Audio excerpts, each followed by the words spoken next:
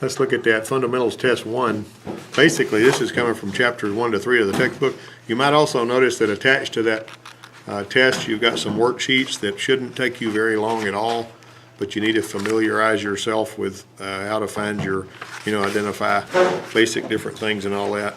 And now this one NATEF task A1 through A81 is about the work order. Is basically something that's got to be done on each car and all that. And we do have some, I do have a couple of vehicles out here that need work done to them.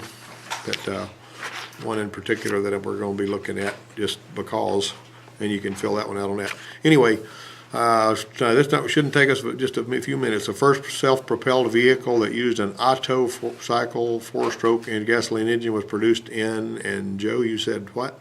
B. 1885. Otto cycle. Nicholas Otto is the one that came up with that. Early vehicles were constructed mostly of what material? D. 10. Who likes that? Who likes that answer? You like that? Wood.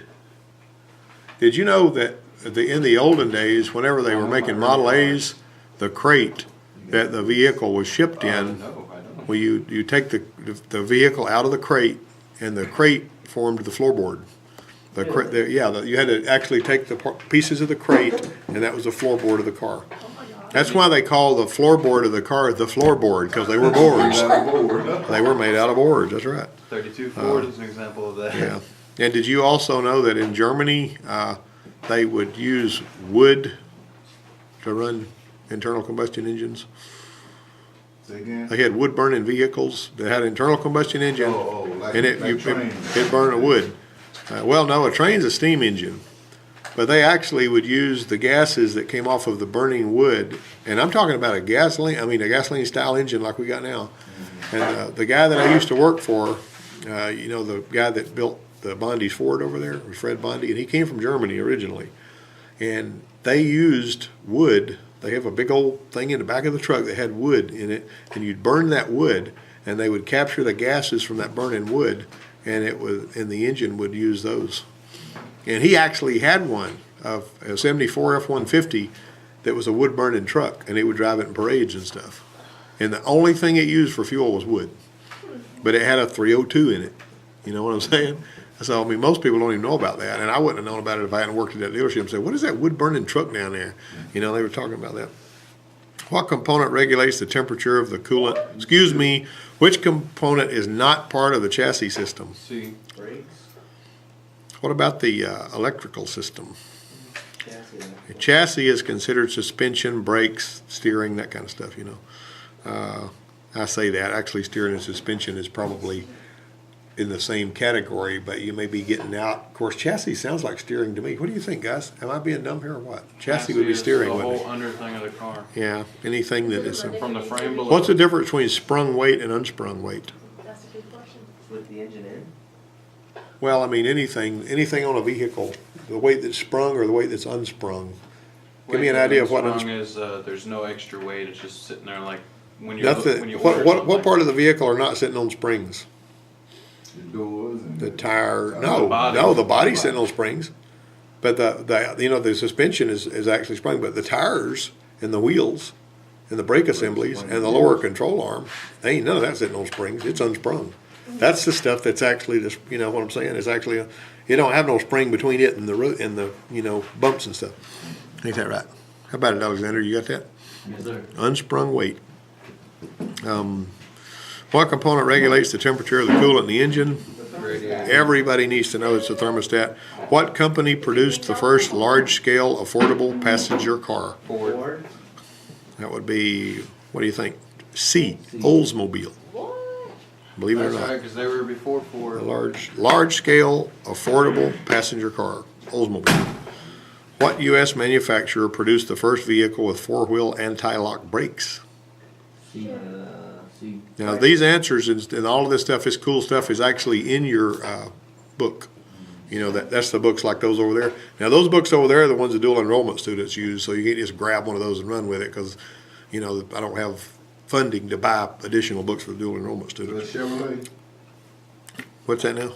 Chevrolet was the first vehicle with four-wheel anti-lock. Four-wheel anti-lock brakes. What do you think? That's going to be a D.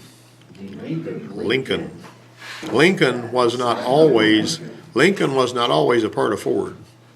Lincoln was its own company, and Henry Ford liked what they were doing so much that he bought the company and all that. So, which pillar is nearest the front of the vehicle? A. The A pillar. You understand what a pillar is? What's a pillar? So it's D. But it's The the A A pillar. pillar. All right, watch this. We got a vehicle, and we got the windshield is here. We got windows here, and on a station wagon, you know, it goes all the way back there. A, B, C, D. Those are the pillars. The part that looks like it's holding the roof up is between the windows. Oh, okay. See what I'm saying? Like here's your car like this, you see. A, B, C, D. This right here, see that part right there? That's the belt line. Most people won't even know. That fuzzy stuff in where the glass runs up and down in the doors, they call it a flocked run, depending on who you are. All right, now you know how General Motors, you know, like two-door cars that are just got two doors? You know how General Motors spells that? On their little... TUDOR? Yeah, ain't that something? Why in the world they put TUDOR for two-door? That's kind of dumb, ain't it? Why don't they say 2WO or 2- or whatever, TUDR? Weird. Somebody must have, that's about like a birth certificate. Somebody spelled it wrong right to start with, messed it up all the way down for everybody. All right, let me see here. Technician A says, full frame vehicles combine the body of the vehicle with the frame structure. Technician B says, unibody vehicles combine the body of the vehicle with the frame structure. B. Okay, now, yeah, everybody understand what that's talking about, right? Yeah. All right. Now, you know, on the Crown Victoria or your pickup truck, right? If you look, if I was to build that thing, I'm going to build me a steel frame right here, looking at it from the top, and it's going to have cross members. All right, and underneath that steel frame, I'm going to put the rear axle with the tires, and I'm going to put my suspension parts and all this kind of stuff.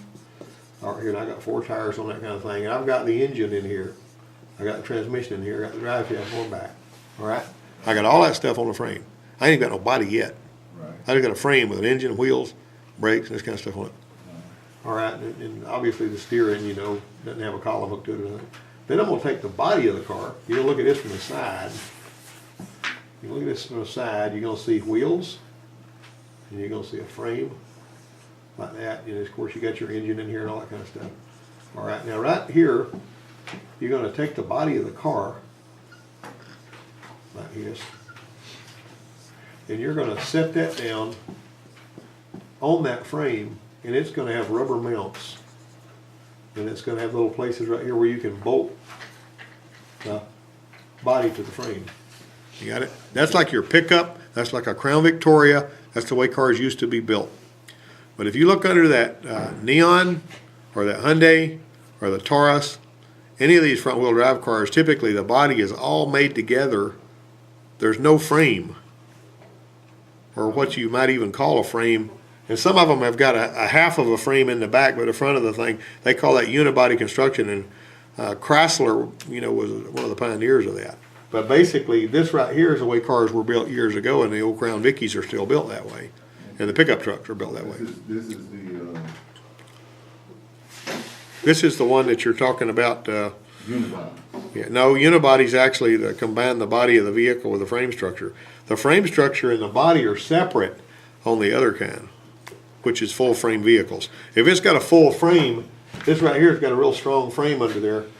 Now, one of the problems with that, and one of the things that unibody construction did, was it enabled us to have what you would call Volkswagen bugs, or unibody construction. There was no frame under a Volkswagen bug. It's all made together.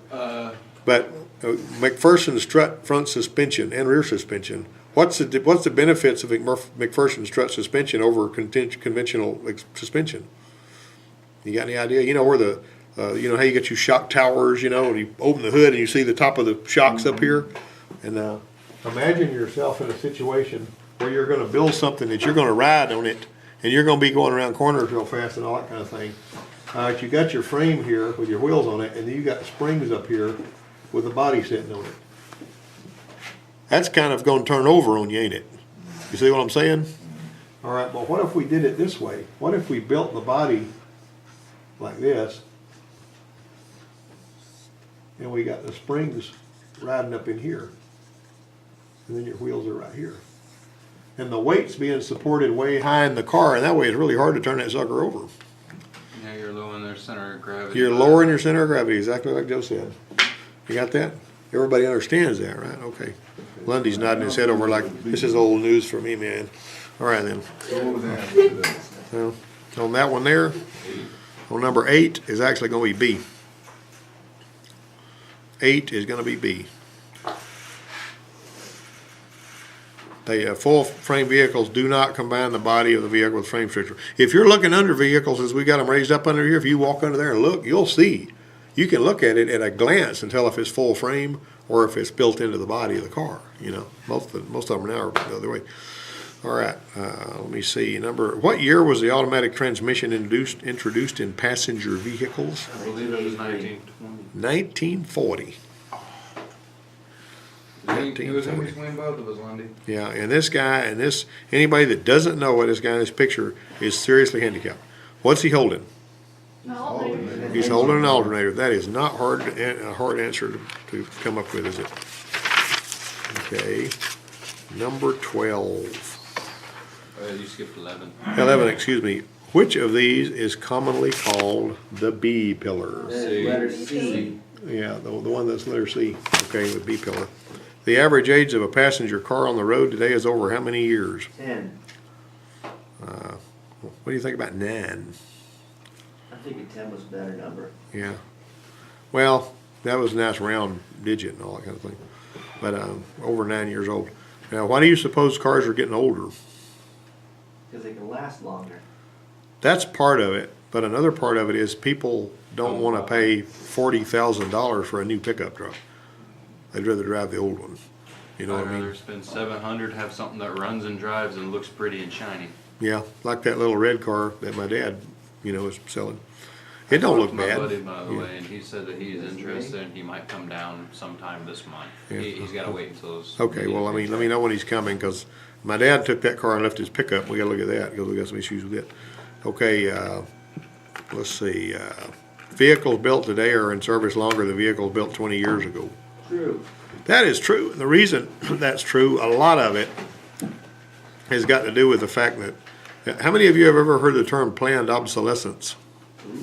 I have. It's where companies deliberately put in failures in cars where stuff will break, tear up, and eventually you'll either spend so much money repairing it to keep it on the road, or you will get a new car. That's right. Planned obsolescence is basically you make it so that it'll break. Are you wondering the same thing we're wondering?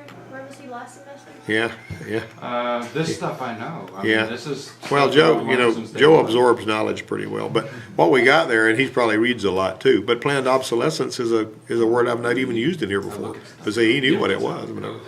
But the long and short of it is, if you're planning for something to break down, that means people have to buy another one, and that's basically good for business, right? That's why I like the stuff from the 70s. It's made to last, and it's A painter that's interested in doing a really good job painting your house, if it's wood, will prime it before he paints it. Well, that means it doesn't crack and peel off. The guy that wants to have to be hired to paint it again will just paint it, and then when the paint cracks and peels off, you'll hire him to paint it again. Won't even scrape it. Yeah, probably not. Well, he'll scrape it probably because it'll look decent. But anyway, the long and short of it is, that's what that means. Secondly, what we've got is we've got in our engines particularly, a lot of times people think the engine is all there is to the car. They feel like if they put a new engine in the car, then it'll be a new car. That ain't the way that is. Because there's a lot of, you guys have been in here long enough, most of you, to where there's a heck of a lot more to a car than an engine. Now, the engine is the part that makes it, fire up and go. But if the transmission is, like right now, they're having to replace a transmission. I got Moody to fire up that Neon out there and try to bring it in the shop. He cranked it up, but he couldn't get it to pull into the shop because the transmission was shot. That's why they're having to replace the transmission in that Neon right now. That Trailblazer sitting there needing a transmission too. I mean, that's why it's still sitting there. We've done other work on it, and they still left it sitting there. Yeah, that's why it's still sitting there, because it needs a transmission, and they can't drive it the way it is. And so they will, let's put a transmission in. They'll see Garrett and Moody are doing transmissions, so they're going to get their chop busted this semester. Every time you need transmission work, they're going to be doing transmission, All right, they may get to, they'll get the bills on probably, but anyway, piston rings used to be really thick and tight against the cylinder wall where it was hard to turn the engine over. How many of you have ever heard one that sat for a while, a long time, or people tried to start it a lot, and it was going, and then when it finally fires up, it goes, boom, and then it starts and runs normally because the oil's all gone from the cylinder walls and those rings are dragging. But I got low tension piston rings now, and if you wash the cylinder walls down with gas on one with low tension piston rings, it's got no compression at all. It sounds like a timing belt jump. It'll go, and you'd swear a timing belt jump. You check it, it's not. Pull them plugs out, squirt some oil in there, it starts getting compression, it'll probably fire up.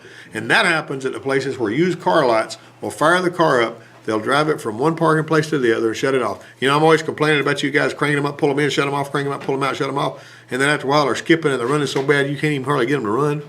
I say, let them warm up before you shut them off. We're burning a little more gas.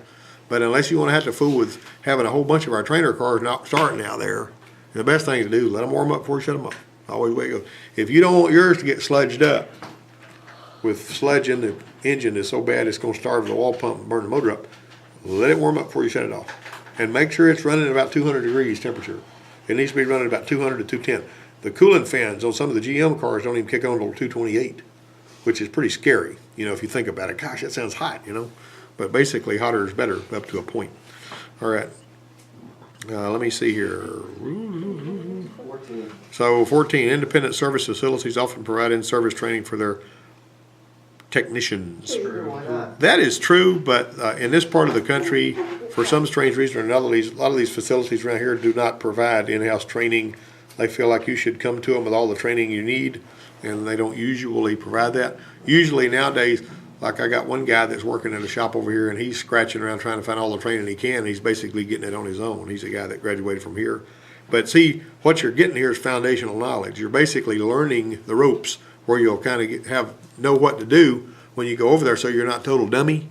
You know what I mean? So you'll know how to align front ends, do brakes, machine rotors, balance tires and wheels, fix oil leaks, find an oil leak. You got to learn how to do all that kind of stuff. But things are evolving and changing so much that you're basically getting the foundation for what you're going to be learning for a long time.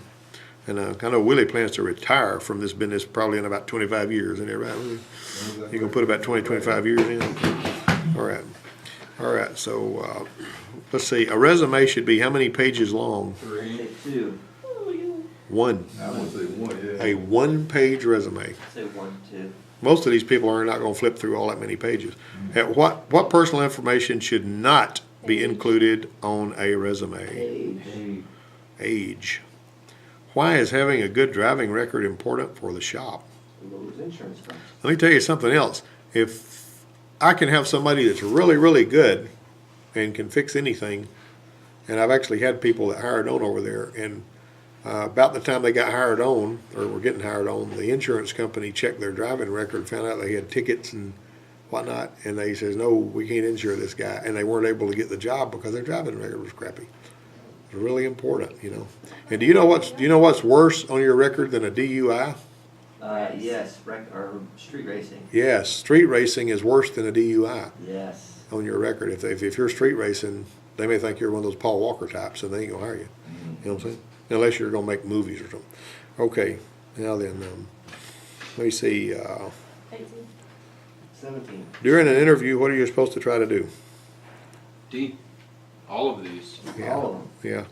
One of the things that you got to be ready for too is if there are any question they ask you about how something works, or if you got a pretty sharp guy that's interviewing you and he wants to ask you some pointed questions about brake, steering, suspension, engine performance, emissions, you need to be able to pull that stuff off the top of your head and have answers, or you may think you're a yo-yo and don't know anything.